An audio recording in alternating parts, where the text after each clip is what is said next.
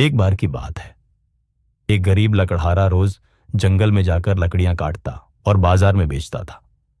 उसकी जिंदगी संघर्ष से भरी थी, लेकिन वह मेहनत करता रहा।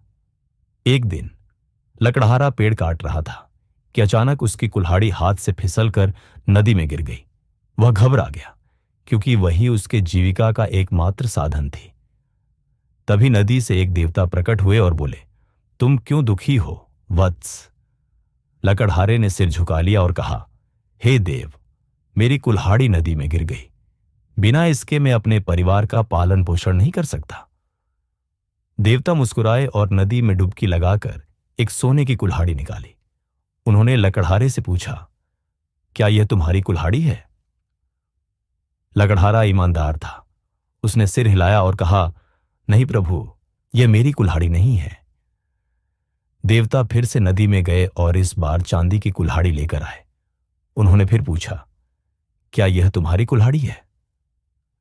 लकड़हारे ने फिर सिर हिलाया और कहा, नहीं प्रभु, मेरी कुल्हाड़ी तो लोहे की थी। देवता उसकी सच्चाई और ईमानदारी से प्रसन्न हुए।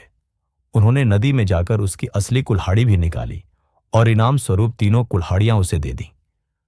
गीता श्लोक 2.47। भगवत गीता में श्री कृष्ण कहते हैं, कर्मण्येवाधिकारस्ते मा फलेषु कदाचन, अर्थात तुम्हें केवल कर्म करने का अधिकार है, फल की चिंता मत करो। आज भी बहुत से लोग मेहनत करने के बजाय सिर्फ भाग्य के भरोसे रहते हैं। लेकिन याद रखो, ईमानदारी और सही कर्म हमेशा अच्छे फल देते हैं। तो क्या तुम भी सच्चाई के मार्ग पर चलने के लिए तैयार हो?